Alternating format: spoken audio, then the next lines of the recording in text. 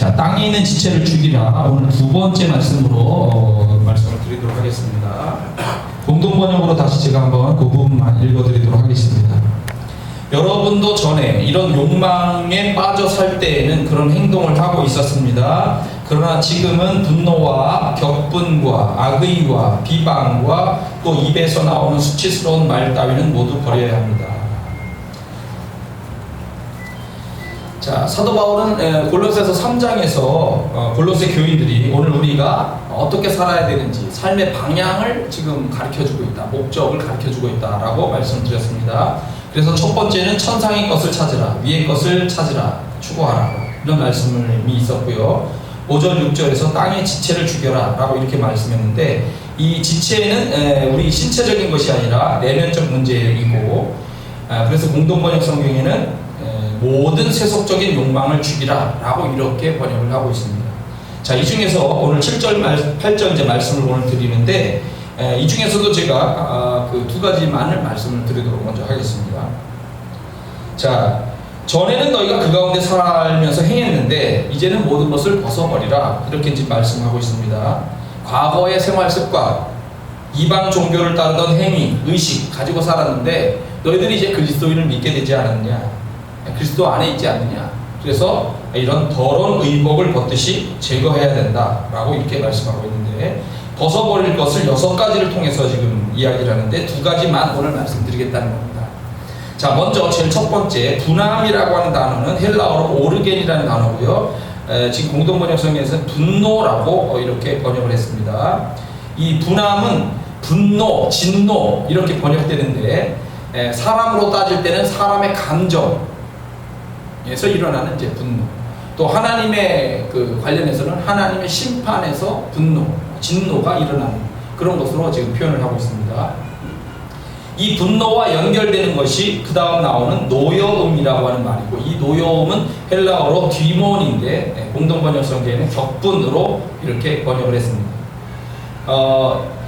이 디몬의 헬라어의 원형이 디모스라고 하는 말인데, 욕정, 분노 2가지 뜻을 가지고 있는데, 지금 여기서는 분노라고 하는 개념으로 이렇게 번역해서 쓰고 있습니다.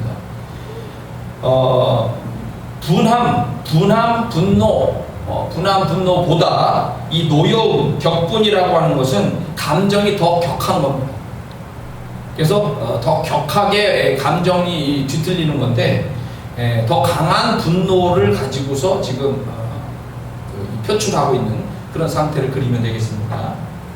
자, 성경에서 보면 너희는 모든 악독과 노함과 분냄과, 에베소서 4장에 나오는 말입니다. 떠드는 것과 비방하는 것을 모든 악의와 함께 버려라 라고 하는 말씀이 있었습니다. 디모데전서 2장, 남자들이 각처에서 분노와 다툼이 없이 거룩한 손을 들어 기도하기를 원하노라. 야고보서 1장, 내 사랑하는 형제들아, 너희가 알지니 사람마다 듣기는 속히 하고 말하기는 더디하며 성내기도 더디하라 라고 이렇게 표현을 하고 있습니다. 이게 교회에서 중요한 문제라는 거죠. 교회에서조차도 다투는 일이 생긴다는 거죠. 그거를 좀 천천히 지혜롭게 하라는 얘기죠. 자, 사무엘상 1장에 보면 엘가나의 2 아내가 있었는데 사랑받는 한나는 아이를 낳지 못했어요. 그런데 두 번째 부인인 브닌나는 아이를 잘 낳고 이 한나를 자꾸 격동시켰어요. 격분하게 했다. 괴롭게 하였습니다. 한나가 매년 여호와의 집에 올라갈 때마다 울고 먹지 않았어요. 그 정도로 마음이 너무 아팠어요. 집안에서 계속 한 여자로부터 공격을 당하니까. 그래서 하나님 앞에 가서조차도 울면서 기도했어요. 엘리 제사장이 보면서 너 술 취한 거 아니냐? 라고 얘기를 하니까 이 한나가 나 술 취한 여자가 아닙니다. 내가 하나님 앞에 원통함과 격분됨이 많기 때문에 이렇게 내가 이렇게 기도하고 있는 것 뿐입니다. 이렇게 했을 때 이제 물론 엘리 제사장이 평안히 돌아가라, 하나님의 은혜로 내 문제가 응답되기를 바란다 해서 아멘 하고 이제 가긴 하는데, 중요한 것은 집안에서 다투지 않고 살아가는 사람들이 있는가 하면 다투면서 살아갈 때가 있는 거죠. 집안에서 분쟁이 일어나는 거예요. 그것이 우리가 살고 있는 삶의 한 문제이기도 하고, 그죠? 이런 것이 교회 안에서도 일어날 때 아픈 거죠. 사람들은 누구나 분노를 가지고 있습니다. 착하게 살려고 하면서 분노를 숨기고 있을 뿐이에요. 여러 가지 일들로 인해서 스트레스가 쌓이고 좋은 우리의 심리적 감정이 고갈이 됩니다. 그러면 짜증이 나고 어느 순간 분노가 치밀어 오르게 되는 거예요. 사회적인 문제, 직장 문제, 조직의 문제 등 여러 가지 문제, 인간관계에서 느끼는 이런 분노가 있습니다. 길을 가면서도 분노합니다. 왜 그러냐면 러시아어 때 왜 이렇게 길이 막히냐.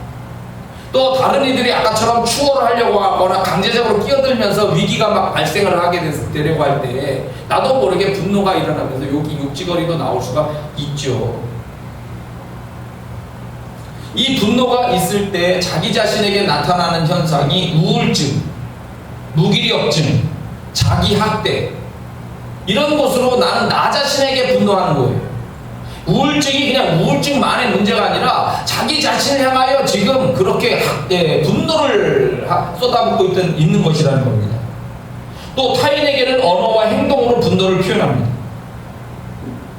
우리가 잘 모르고 있는 게 있는데요. 일 중독이라는 게 있죠. 일을 쉬지 못하는 거, 일 중독, 게임 중독, 성형 중독, 약 중독, 약물 중독, 이런 것들도 분노의 다른 표현이라는 겁니다. 의학적으로. 정상적인 게 아닌 거예요. 그러니까 이 정상적이지 않은 중독증 자체만의 문제가 아니라 그거를 왜 하게 되는지 그 내부에 내가 가지고 있는 어떤 스트레스, 강력한 분노가 이렇게 표현되고 있는지 그 문제를 다뤄야 된다는 얘기예요. 분노가 일어나면 다른 이들과 말을 하지 않는 거죠. 제일 첫 번째, 말을 차단합니다. 우리는 기본적으로, 그죠? 말을 차단하지 않고 일에 협조하지 않고 삐딱하게 반대로 움직입니다. 이 모든 것이 작은 폭력이 되고 나아가서 큰 폭력으로 발전하게 됩니다. 이것이 조절이 되어야 되는데 조절이 안 되는 사람들 있죠? 이거를 분노 조절 장애라고 얘기합니다. 이런 분노 조절 장애 문제로 아이를 죽이는 부모들의 이야기가 심심치 않게 나오는 것이 슬픈 우리의 사회 현실이에요. 약간 장애를 가지고 있었습니다만 남편과 싸우고 아이를 데리고 밖에 나갔는데 집 안으로 들어오려고 하는데 이 번호를 까먹은 거예요. 그래서 집 안에 있는 남편에게 문을 열어달라고 하니까 남편이 안 열어주고 화가 나니까 아이를 아파트에서 바깥으로 던져버렸어요. 그리고 아이가 화가 난다고 아이를 집안에서 막 이렇게 가구나 벽에 막 이렇게 부딪혀가지고 이게 죽였다는 얘기예요. 이런 부모들 이야기까지 나옵니다. 분노를 습관적으로 내는 사람도 있습니다. 이건 정신적인 문제가 있기 때문에 진료를 받아야 된다는 거예요. 근데 뉴스 보도에 보면은 한국 사람의 52%가 분노 조절에 실패하고 있다고 나왔습니다. 우리 중에 반은 분노 조절을 실패하고 있다는 거예요. 저를 포함해서. 그러니까 우리는 항상 이 분노에 대한 거를 생각을 해야 돼요. 자, 로마 시대 사람들은 분노를 어떻게 생각했을까요? 자, 로마의 최고의 철학자 중에 한 사람이 세네카가 먼저 있습니다. 황제의 스승이 되기도 했었고 나중에 네로 황제로 알고 있는데 네로 황제는 또 죽임당하기도 하고 그랬는데 세네카 같은 경우는 화에 대하여 인간이 화를 내는 것은 잘못이다 라고 분명히 했습니다. 분노는 악이어서 어떤 경우에도 화를 내지 말라 라고 했습니다. 평정심을 유지할 줄 아는 것이 현자다 라고 했는데 우리가 잘 아는 철학자 플라톤, 아리스토텔레스도 있습니다. 이제 분노가 폭력으로, 살인으로, 테러로 막 발전하니까 이게 위험한 건데, 자, 플라톤과 아리스토텔레스는 분노의 부정적인 면이 당연히 우리가 조심해야 된다. 근데 분노의 긍정적인 면이 있다는 거죠. 우리가 잘 아는 좋은 분노라는 거죠. 불의에 대해서 느끼는 분노, 이거는 정의를 향한 영혼의 능력이기 때문에 마땅한 분노를 가질 수 있어야 된다라고 얘기했습니다. 근데 전체적으로 이 로마 시대에는 계속되는 전쟁과 폭력이 있었고요. 그리고 쿠데타도 자주 일어났습니다. 황제를 갈아엎는 거죠. 그래서 이런 분노가 국민들에게 악영향을 끼쳤을 것이다 라고 이렇게 보여집니다.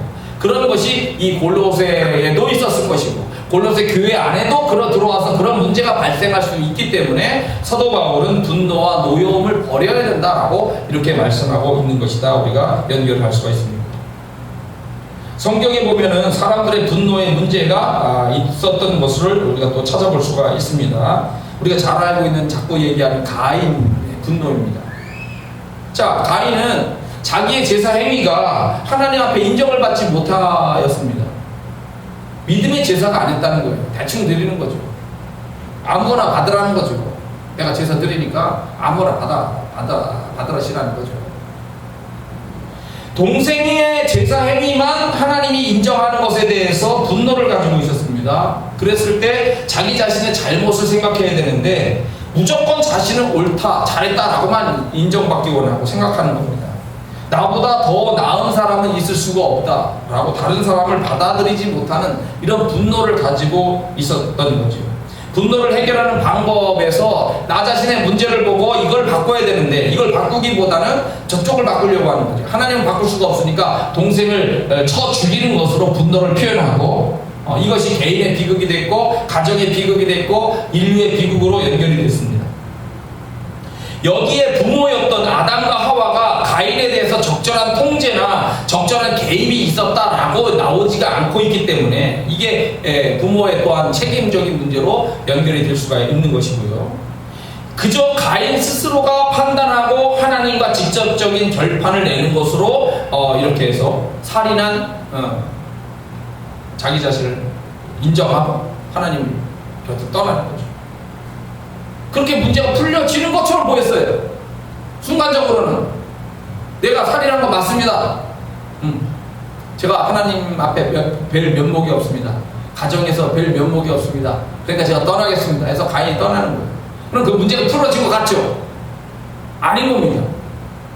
가인이 가가지고 유리하면서 한다는 말, 그 노땅에 가가지고 거기서 번성을 했는데 이 가인이 가지고 있는 그 습성이 바뀌지가 않은 거예요. 따라서 가인의 후예들이 계속해서 많아지면서 이 사람들이 계속 그런 분노 조절 장애를 가지고 계속해서 전쟁을 일삼는 이 땅의 세상에 악이 퍼져나가게 됐던 거죠. 그러니까 이 분노 문제를 제대로 다스리지 못한 문제가 우리 인류사의 문제, 고민이었던 거예요. 자, 에서의 분노 아시죠? 자, 에서도 자기가 장자라는 중요성을 제대로 알지 못했습니다. 동생 야곱에게 팥죽으로 장자권을 팔아먹었어요. 배고프다. 이것이 장자권이 가지고 있는 이 중요성을 깨달지 못했던 거예요. 무조건 아버지의 사랑을 받고 있는, 아버지의 지지를 받고 있는 나 자신이 무조건 장자의 복을 받을 수 있을 거라고 착각하고 있었어요. 어머니 리브가는 이 장자가 가지고 있는, 에서가 가지고 있는 문제를 알고 있었고, 이것이 야곱에게 이미 넘어갔다라고 하는 사실을 알고 있었습니다. 그래서 당연히 야곱을 받아야 되는데 이삭에게 아버지가 남편이 이렇게 복을 주려고 하니까 동생 야곱을 변장시켜서, 그리고 그 책임이 드러나게 된 적에 내가 책임 뒤집어 쓰겠다 라고까지 하면서 그 남편 이삭의 잘못을 바꾸려고 했어요. 결국 야곱이 복을 받았죠. 자, 그러니까 이제 에서가 어떤 반응을 보이냐면 자기의 잘못을 뉘우치기보다는 야곱을 죽여버리겠다라고 삐딱한 분노를 폭발하기 시작을 했습니다. 제2의 가인을 보는 것 같은 상황으로 이 이삭의 가정을, 축복의 가정을 위기로 몰아가기 시작했습니다. 에서의 시도가 그대로 되었다면 이삭의 가정은 축복의 가정이라는 말을 하기가 쑥스러울 정도의 문제가 됐을 겁니다. 그렇게 되면 결국 에서도 잃고 야곱도 잃고 둘 다 잃게 됩니다. 자, 분노가 일어날 때 해결책이 나와야 되죠. 일단 그 자리를 피하는 게 좋겠다라는 겁니다. 주변 사람들에게 문제를 알리는 것도 필요하고 치료도 때로는 받아야 됩니다. 근데 고대에 뭐 그런 문제가 없었습니다. 제일 첫 번째 해결 방법이 피하는 길이겠죠. 에서의 경우에는 부모가 야곱을 데려다가 너 외삼촌 라반의 집으로 피신하에 있는 게 좋겠다 했습니다.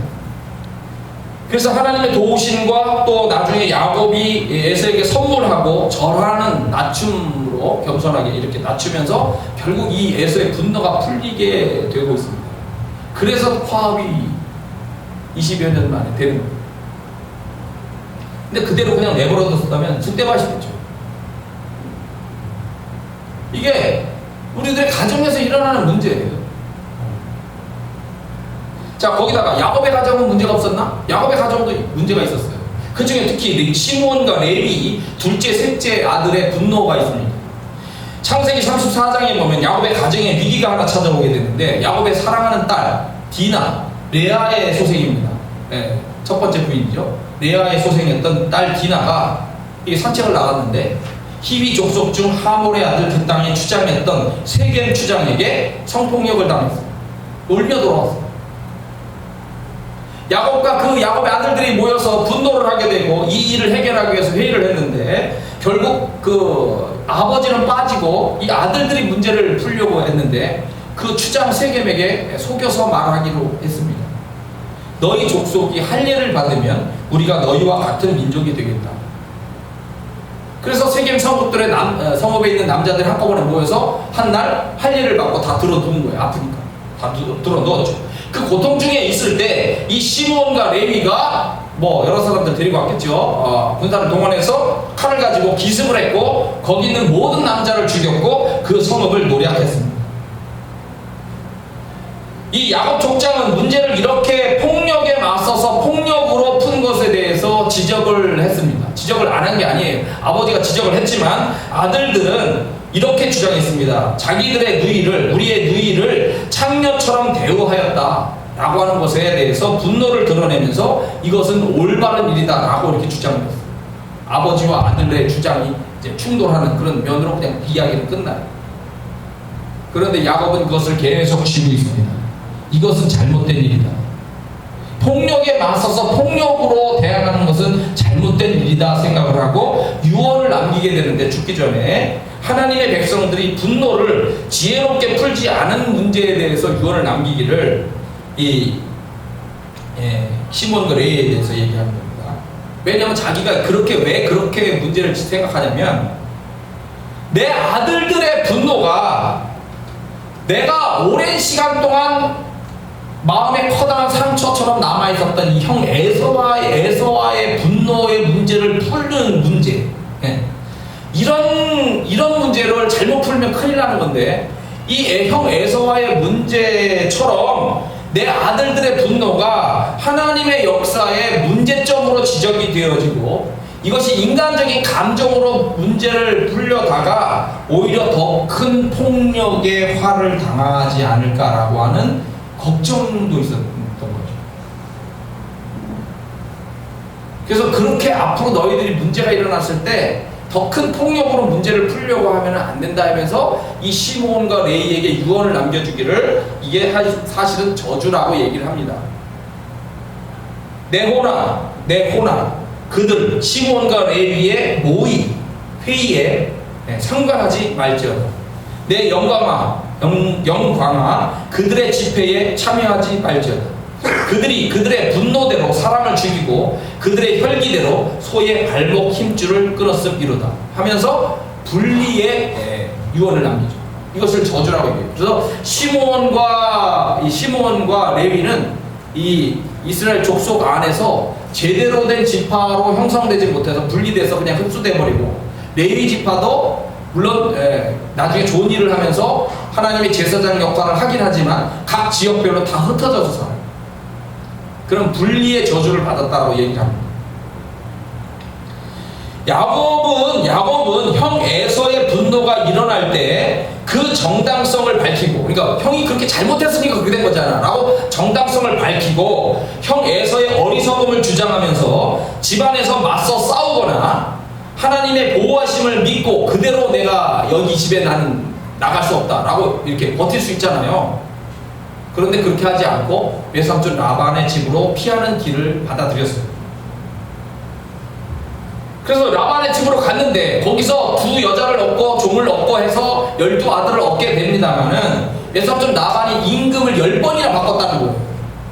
그 임금 조건을 계속해서 바꿔가면서 자기를 자꾸 괴롭히는 그런 문제에 대해서 자신을 분노하게 만들었는데, 그것에 맞서 싸우는 것보다는 피하는 길을 선택했습니다.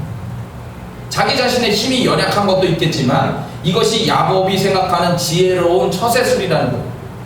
문제가 생기고 이렇게 저기 골치 아픈 상황이 됐을 때 나도 내 정당성을 무조건 밝히고 내가 옳지 않느냐 해서 이렇게 인간적으로 힘으로 문제를 풀려고 하는 것이 아니라 하나님의 은혜를 믿기에 내가 스스로가 먼저 잠깐 자리를 비켜서 문제를 풀어나가면 하나님의 도우심이 있을 것이다 라고 생각을 하는 거죠. 실제로 그렇게 하나님의 도우심을 받아서 문제를 풀어가기 시작한 거예요. 하나님이 직접 찾아오셔서 가르쳐 주시기도 하고 하나님이 라반의 꿈에 혼내켜서 야곱 건드리지 마라 그렇게 하면서 문제를 풀어나갔다는 거죠.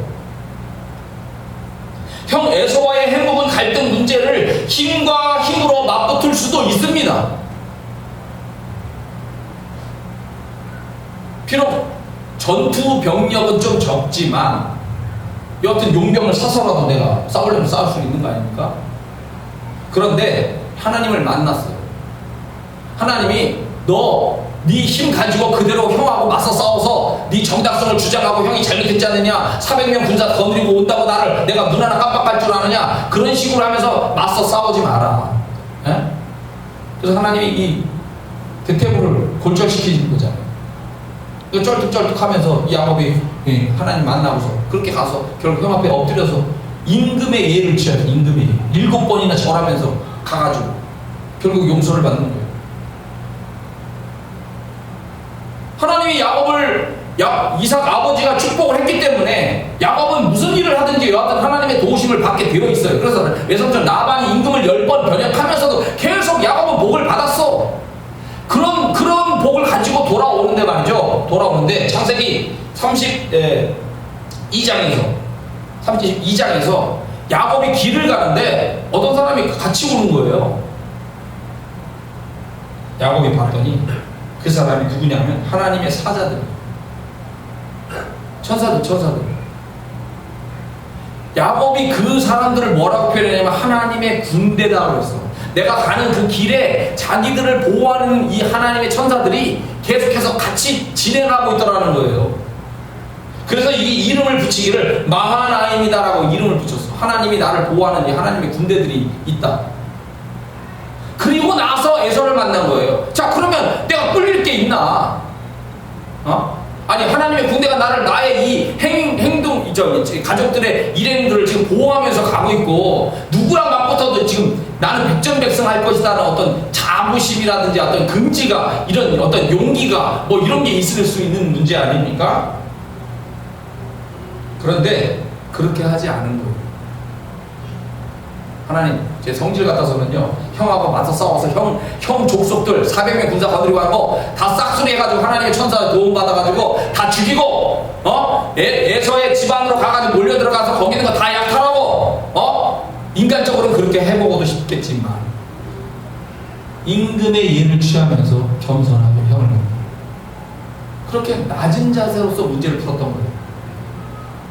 따라서 지금 세겜 추장이 못된 놈이죠. 내 딸 디나를 강간해서 이렇게 우리 가정을 욕되게 했을 때 야곱이 어떻게 문제를 풀어야 되겠냐. 인간적인 분노가 일어났을 때 우리가 당장 군대를 동원해가지고 가서 그들을 다 죽여버리자 이렇게 라고 하는 것이 인간적인 생각이겠지만 하나님께 뜻을 여쭙고 적절한 선에서 조용히 문제를 풀어나가기를 야곱은 원했을 거라는 거예요. 내가 하나님의 복을 받고 보호하심을 받고 있는 족장이지만 분노대로 반응하고 분노대로 내가 모든 일을 진행하면 이것은 역사에 그리고 하나님의 이 뜻에 맞지 않는 일이다라고 생각을 하고 있었던 거라는 거예요. 그래서 야곱의 자세는 조심하면서 겸손하게 이렇게 문제를 풀어나가는 그러한 그 스타일이고, 그래서 그 야곱이 복을 받는 주인공으로서 존재하게 됐다라고 하는 걸 우리가 보게 됩니다. 자, 하나 더 얘기하고 마칠게요. 나아만 장군의 분노입니다. 자, 아람, 시리아의 군대 장관이었던 나아만 장군은 아람을 구원했어요. 위기에서 건졌기 때문에 아주 영웅입니다. 용사입니다. 그런데 단점이 나병 환자, 문둥병 환자였다는 거예요. 이런 고통스러운 질병을 고치기 위해서 소문을 듣고 이스라엘의 엘리사 선지자를 찾아왔습니다. 그런데 이 엘리사는 그 집 앞에 말과 병거들을 대동한 이 엄청난 위세를 가지고 도착한 나아만 장군을 나와 보지도 않았어요. 종을 보내서 너는 가서 요단강에 몸을 7번 씻으라. 내 살이 회복되어 깨끗하리라. 라고 하는 하나님의 명령만을 전해줬어요. 자기는 코빼기도 안 보인 거예요. 그러니까 이 나아만 장군이 분노를 하게 됐어요. 첫째는 치료 방법에 대해서 분노했어요. 선지자가 나와서 인사를 제대로 하고 여호와 하나님의 이름을 부르면서 그의 손을 내 몸 위에다가 어떤 상처 부위에 여기에 흔들면서 나병을 고쳐줄 거라고 생각했는데 전혀 콧배기도 안 보이면서 그렇게 치료 방법을 얘기했다는 거예요. 거기에 대해서 일단 분노가 일어났습니다. 두 번째, 요단강에 가서 7번 씻으라는 것에 대해서 분노했습니다. 왜냐하면 요단강 물은 자기 생각에 자기 고향에 있는 물보다 시원찮아. 물 종류 자체가 흐름이 깨끗하지도 않아. 근데 거기 가서 씻으라고? 그래서 화가 나서 이렇게 얘기하죠. 다메섹강, 자기 동네에 있는 다메섹강, 아바나와 바르발 이 강들은 이스라엘의 모든 강물보다 낫지 아니하냐. 내가 거기서 몸을 씻으면 깨끗하게 되지 아니하냐 하고 몸을 돌려 분노하여 떠났다. 내가 한 나라의 군대 장관인데 승질나면 여기를 다 이스라엘을 공격해서 쑥대밭을 만들어버릴 수도 있고 열받으면 엘리사만을 추격해서 추적자를 보내서 암살시킬 수도 있는 건데 나를 그 수준에 맞게 대우하지 않았다는 이 정치 사회적인 교만이 있었어요. 그리고 내가 생각하는 대로 치료하지 않았다라고 하는 종교적인 우월감, 어떤 교만 같은 것도 있었던 겁니다. 근데 이 의사들 있잖아요. 의사들이 있을 때 제일 싫은 환자가 누군지 알아요? 의사들이 말하는 제일 싫은 환자. 자기가 의사인 척 문제와 처방까지 다 정해놓고 온다. 와가지고 의사가 뭘 얘기를 해도 내가 이렇게 했는데 이렇게 해서 해주세요. 그런 식으로 처방까지 얘기를 해가지고 그렇게 처방을 내려달라고 얘기하는 그런 환자를 봤을 때 의사는 분노한다는 거죠. 힘을 가진 사람들은 자기 기준대로 생각하고 판단하는 경향이 있습니다. 그런데 자기 생각과 교만을 내려놓아야 된다는 거죠. 분노는 그 타당성을 가지고 있지만 늘 조심해야 되고 때로는 그 분노가 항상 다른 사람의 시각이나 하나님의 시각에서는 잘못된 것일 수도 있기 때문에 버려야 된다는 겁니다. 나아만 장군의 분노는 더 심한 것이라도 그 하나님의 선지자가 당신에게 똥 속에 들어가서 그렇게 7번을 씻으라고 해도 더 심한 것이라도 그렇게 얘기를 하신다면 받아들여야 되는 것 아닙니까? 라고 조언하는 지혜로운 참모들에 의해서 바뀌긴 했습니다만 치료를 위해서 전혀 도움이 되지 않는 분노를 표출한 모습이었다는 거예요. 나아만 장군은 이 지혜로운 참모들의 이야기를 결국 듣고 겸손하게 자기를 낮추고 그대로 선지자가 이야기한 대로 요단강에 가서 씻음으로써 어린아이 살과 같이 그 살이 회복되는 하나님의 특별한 은혜를 받게 됐습니다. 겸손히. 분노는 분노대로의 정당성을 나름대로 다 항상 가지고 있습니다. 근데 그 분노가 하나님의 뜻에 맞는 것입니다. 주변 사람들에게 도움이 되는 것이냐, 내 삶의 역사에 유익한 것이냐라고 하는 것을 잘 생각하고 분노 조절을 해야만 우리는 교회 안에서, 직장에서, 사회 속에서, 가정에서 행복하게 다투지 않고 살아갈 수가 있다.